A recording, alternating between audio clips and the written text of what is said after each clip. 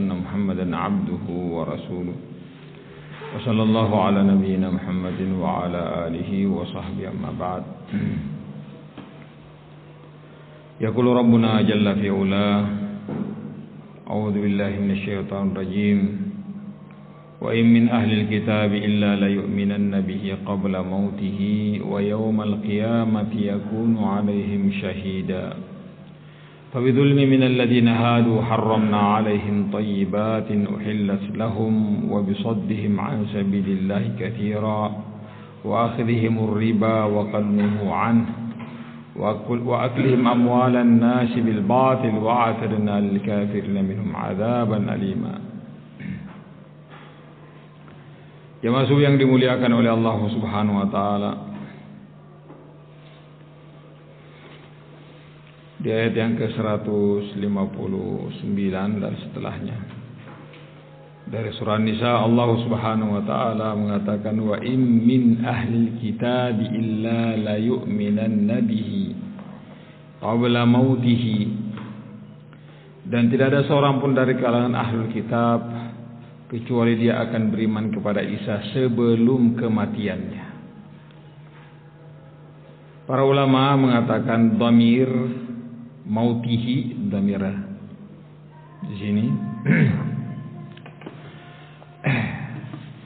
qabla mautihi, sebelum kematiannya. Kemungkinan pertama, dhamir ini kembali kepada setiap ahlul kitab yang akan meninggal dunia. Maksudnya setiap ahlul kitab ketika hendak meninggal dunia baru dia mengimani Isa sebagai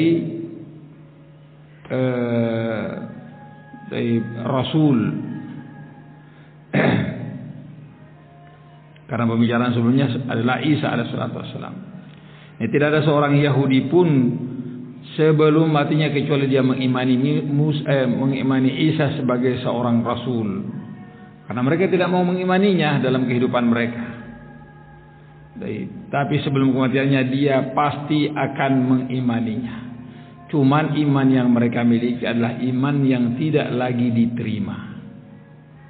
Tidak lagi diterima di sisi Allah Subhanahu wa taala. Ahlul kitab yang dimaksud adalah orang Yahudi, karena orang-orang Nasrani mengimani Isa alaihissalatu wassalam. Adapun orang-orang Yahudi tidak mengimaninya, bahkan justru menganggapnya sebagai anak zina. Wal'iyadu billah.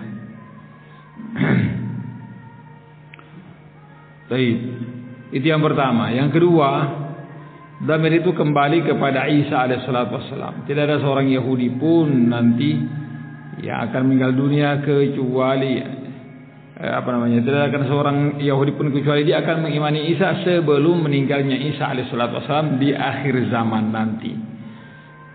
Itu yang kedua. Alhasil ini yang merupakan janji Allah Subhanahu wa taala. Wa in min ahli kitab illa la yu'minanna bihi, niscaya dia akan dan pasti mengimani Isa alaihissalatu wassalam sebelum kematiannya. Wa yaumal qiyamati yakunu alaihim syahida, dan di hari kiamat nanti beliau akan menjadi saksi. Saksi untuk orang-orang yang mendustakan dengan kedustaannya, dan saksi pula untuk orang-orang yang membenarkan kebenaran. Baik. Yang jelas beliau sebagai saksi. La haula wala quwwata illa billah. Dan saksi-saksi Allah Subhanahu wa taala sangat-sangatlah banyak, sehingga tidak ada seorang pun yang bisa mengingkari apa yang pernah dia lakukan, apakah itu kebaikan atau kejelekan. Semuanya ada saksi-saksinya. Baik.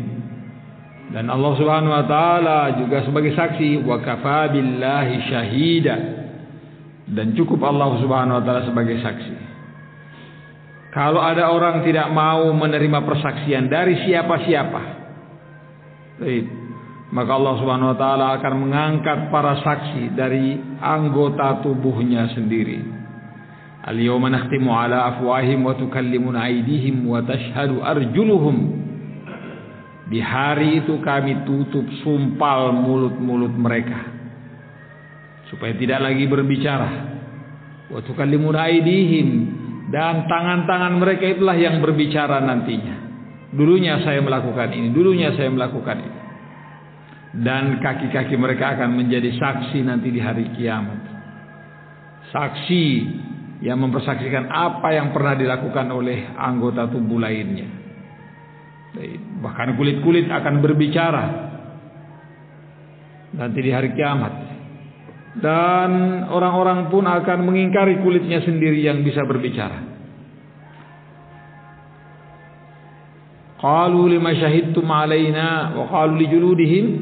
Orang-orang akan berkata kepada kulitnya sendiri, lima syahidtum alaina, kenapa wahai kulitku engkau mempersaksikan semua apa yang pernah aku lakukan?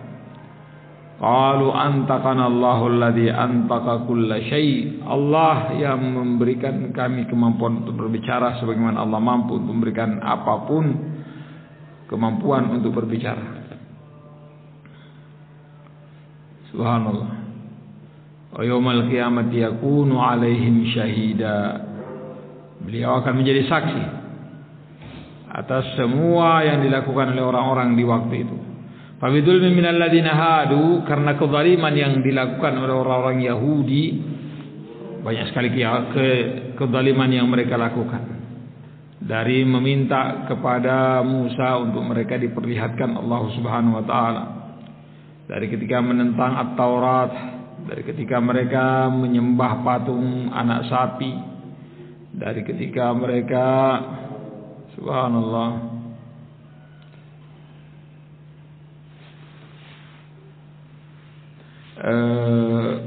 berburu di hari Sabtu, ketika mereka membunuh para nabi.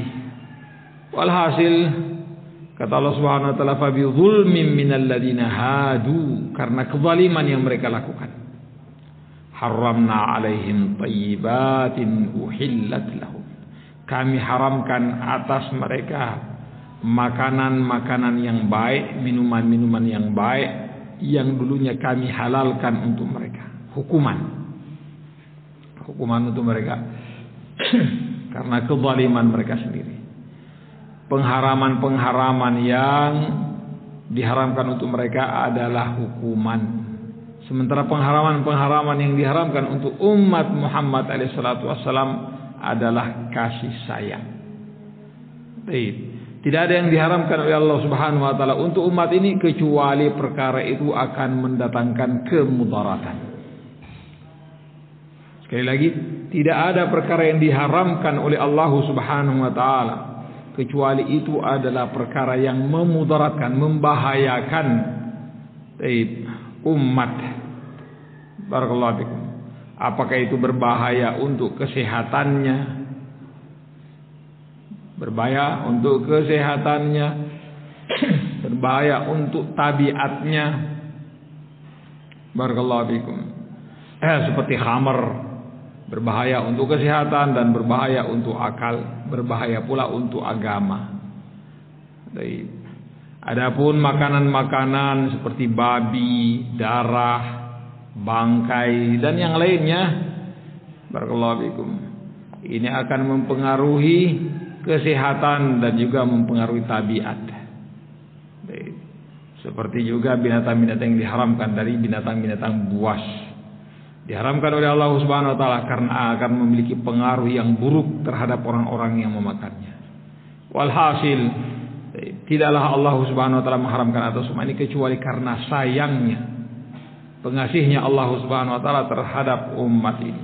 Adapun Ahlul kitab dahulu diharamkan atas mereka thayyibat. Perhatikan baik-baik, Allah mengatakan thayyibat, perkara-perkara baik untuk mereka yang dulunya halal, hukuman atas mereka karena kezaliman yang mereka lakukan. Wa bisaddihim an sabilillahi katsira, dan juga perbuatan mereka menghalangi manusia dari jalan Allah Subhanahu wa taala. Mereka menjauh dan mengajak orang juga jauh dari jalan Allah Subhanahu wa taala. Ditambah lagi wa akhdhihimur riba wa qad nuhu anhu, dan mereka mengambil riba. Barakallahu fikum. Mereka mengambil riba wa qad nuhu anhu, sementara mereka telah dilarang untuk mengambilnya, dilarang untuk memakannya. Dan yang paling hebat dalam pengelolaan riba ya mereka-mereka ini. Dari zaman dahulu kala sampai zaman sekarang ini. Jadi, masalah keuangan dan ribanya mereka yang mengolah. Barakallahu fikum. Jadi, sampai zaman sekarang ini orang-orang Yahudi yang mengelola perbankan dengan bunganya, dengan ribanya, wa akhdihimur riba wa qad nuhu an wa aklihim amwalan nasi bil batil, dan memakan harta orang-orang dengan cara yang batil. Ini perbuatan mereka, ini kezaliman yang dilakukan. Subhanallah. Wa a'tadna lil kafirin minhum 'adzaban alima, dan kami telah persiapkan untuk orang-orang kafir di antara mereka. Kata-kata kafir di antara mereka menunjukkan bahwa masih ada di antara mereka yang betul-betul beriman kepada Allah Subhanahu. Masih ada di antara mereka yang betul-betul tegak di atas At-Taurat menjalankannya. Baik. Ini yang biasa disebut dengan baqaya ahli kitab. Sisa-sisa dari kalangan ahli kitab yang masih berpegang teguh dengan At-Taurat. Nah, terus siapa yang akan diancam? Ya yang kafir, yang menentang agamanya sendiri. Walaupun mereka mengakuinya sebagai agama yang dianut. Tapi pada hakikatnya merekalah yang menginjak-injaknya, merekalah yang melanggarnya. Wallahul musta'an. Baik, kita cukupkan sampai sini. Mudah-mudahan Allah Subhanahu wa taala senantiasa memberikan untuk kita pelajaran-pelajaran yang berharga, dari peringatan-peringatan dari Al-Quran tentang umat-umat terdahulu. Mereka diazab oleh Allah karena penentangan mereka, karena pelanggaran mereka, karena kezaliman mereka. Maka Allah Subhanahu wa taala hukum mereka di dunia sebelum akhirat. Kita tutup dengan kafaratul majlis. Subhanallah wa bihamdihi asyhadu an la ilaha illa anta astaghfiruka